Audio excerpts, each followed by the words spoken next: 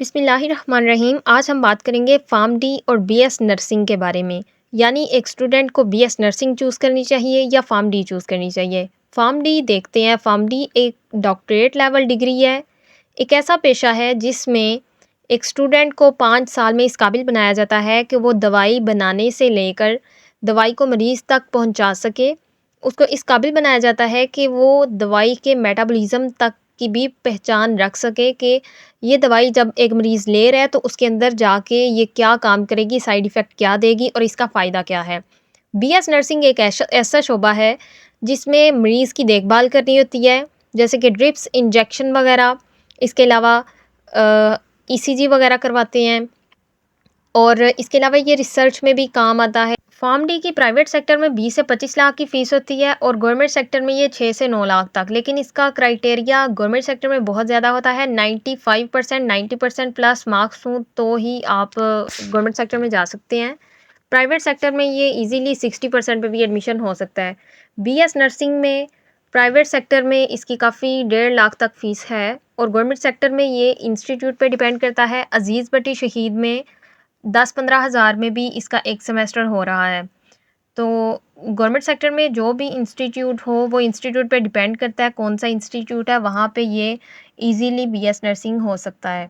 अज़ीज़ बटी शहीद, जिसको नवाज शरीफ कॉलेज भी कहते हैं, आई थिंक सो, इसमें 10-15 हज़ार में फर्स्ट सेमेस्टर हो रहा है। इसके अलावा शौकत खानम कैंसर हॉस्पिटल जो लाहौर है, वहाँ पे बीएस नर्सिंग बिल्कुल फ्री है। फार्म डी के स्कोप की बात करते हैं तो इसका स्कोप बहुत ज़्यादा है, जैसे कि फार्मूलेशन, ड्रग बनाना और उसकी मैन्युफैक्चरिंग करना, ड्रग की पैकेजिंग वगैरह, इंडस्ट्रीज़ में काम करना, कम्युनिटी फार्मेसी में, रिसर्च में गवर्नमेंट जॉब आ सकती है, प्राइवेट जॉब आ सकती है, हॉस्पिटल में जॉब आ सकती है। इसके अलावा आप अपना बिज़नेस कर सकते हैं, फार्मेसी ओपन कर सकते हैं, शेयर्स वगैरह के साथ बिज़नेस हो सकता है। इसके अलावा आप ड्रग इंस्पेक्टर बन सकते हैं और केमिस्ट शॉप पे भी आप काम कर सकते हैं। मतलब फार्म डी का स्कोप बहुत ज़्यादा है। और बीएस नर्सिंग की बात करते हैं तो इसमें पेशेंट की केयर है।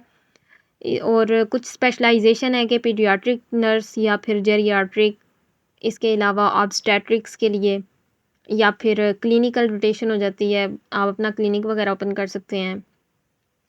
सिलेबस इसकी बात करते हैं तो फार्म डी का जो सिलेबस है उसमें ज़्यादातर केमिस्ट्री है, ऑर्गेनिक केमिस्ट्री है, बायोकेमिस्ट्री है, फार्मास्यूटिकल केमिस्ट्री, मेडिसिनल केमिस्ट्री, और ये तमाम बुक्स जो हैं 2-2 सेमेस्टर स्टडी करवाई जाती हैं। यानी पूरा-पूरा साल आप केमिस्ट्री पढ़ते हैं। सेकंड ईयर में केमिस्ट्री नहीं है, बाकी जितने 4 साल हैं, 4 सालों में केमिस्ट्री हर सेमेस्टर में मौजूद है। बीएस नर्सिंग में मोस्टली स्पेशलाइजेशन की बात करते हैं कि जेरियाट्रिक नर्सिंग आ जाती है, पीडियाट्रिक, मैटरनल, नियोनेटल और child health nursing, public health nursing और मेंटल हेल्थ नर्सिंग। मतलब कि नर्सिंग में ही उनको परफेक्ट बनाया जाता है डिफरेंट बुक्स पढ़ा के कि आपने ये इस तरह इन पेशेंट्स को डील करना है। अगर आपकी केमिस्ट्री अच्छी है तो फार्म डी आपके लिए अच्छी है। अगर आपकी केमिस्ट्री नहीं अच्छी, आप केमिस्ट्री से दूर भागते हैं, तो फिर आप बीएस नर्सिंग चूज़ कर सकते हैं। फार्म डी की स्टडी काफ़ी टफ़ है। स्टडी तो कोई भी टफ़ हो सकती है अगर आप स्टडी नहीं करेंगे। पढ़ेंगे नहीं तो हर बुक ही मुश्किल है। अगर आप पढ़ेंगे तो आप फार्म डी भी कर सकते हैं, बीएस नर्सिंग भी कर सकते हैं, इसके अलावा आप एमबीबीएस भी कर सकते हैं। फार्म डी डॉक्टरेट डिग्री है, 6 साल 5 साल पढ़ाते हैं और 1 साल इंटर्नशिप होती है। इंडस्ट्री में हो सकती है, हॉस्पिटल कहीं पे भी हो सकती है, उसके बाद लाइसेंस इशू होता है। और अभी जो फार्म डी 2025 में आई है उसमें इंटर्नशिप लाजमी है। एंटरप्रेन्योरशिप यानी बिजनेस की बुक्स भी एडिट की गई हैं कि बिजनेस आपने कैसे करना है। बीएस नर्सिंग 4 साल है, इंटर्नशिप इसमें भी 1 साल की होती है और ये नर्स बनते हैं। फार्म डी में डॉक्टर भी कहते हैं उनको और रजिस्टर्ड फार्मासिस्ट भी कहते हैं। डिग्रीज दोनों बहुत अच्छी हैं। फार्म डी का स्कोप बहुत ही ज़्यादा है, बीएस नर्सिंग का भी स्कोप है, अब्रॉड में भी स्कोप है। यहाँ पे आपने 2 बातों का ख़्याल रखना है डिग्री को चूज़ करने से पहले। आप उसका पूरा सिलेबस देख लें, बीएस नर्सिंग का सिलेबस देख लें, फार्म डी का सिलेबस देख लें, दोनों में डिफ़रेंस देख लें कि कितना डिफ़रेंस है, क्या आप इन बुक्स को स्टडी कर पाएँगे? क्या आपका इतना फ़ोकस है कि आप केमिस्ट्री को देख सकें, उसकी कैलकुलेशन वग़ैरह, डोज़ कैलकुलेशन जितनी भी फार्म डी में होती हैं वो कर सकें। इसके अलावा बीएस नर्सिंग में भी देख लें कि आप कर सकते हैं वो सब्जेक्ट्स या नहीं। और दूसरी बात फ़ाइनेंशियल, कि आप फार्म डी अफ़ोर्ड कर सकते हैं या नर्सिंग आपके लिए बेस्ट है।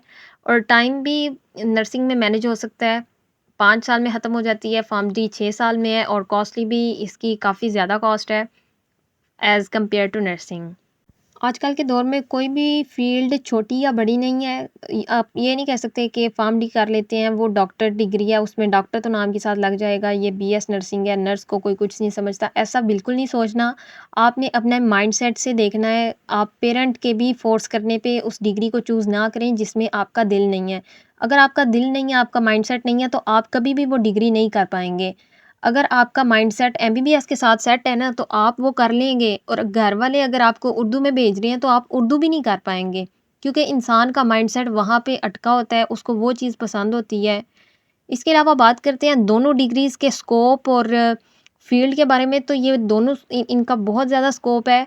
पाकिस्तान में भी है, अब्रॉड में भी है, कोई भी फ़ील्ड आजकल के दौर में ऐसी नहीं है जिसका स्कोप ना हो। इंसान को अपना आप खुद मनवाना पड़ता है। आप अपना बिज़नेस स्टार्ट कर सकते हैं। बीएस नर्सिंग के बाद क्लिनिक ओपन कर सकते हैं, फ़ार्मडी के बाद फ़ार्मेसी ओपन कर सकते हैं। इसके अलावा आप रिसर्च कर सकते हैं, बीएस नर्सिंग के बाद भी, फ़ार्मडी के बाद भी, दोनों डिग्रीज़ के बाद एमफ़िल कर सकते हैं, पीएचडी कर सकते हैं। पीएचडी के वीज़े के साथ आप बाहर भी जा सकते हैं। यानी कि आप अपने माइंडसेट के साथ चूज़ करें, सिलेबस को देख के कि कौन-कौन सा सब्जेक्ट है, ईज़ी है या टफ़ है, और अपने बजट के लिहाज़ से इस डिग्री को चूज़ करें।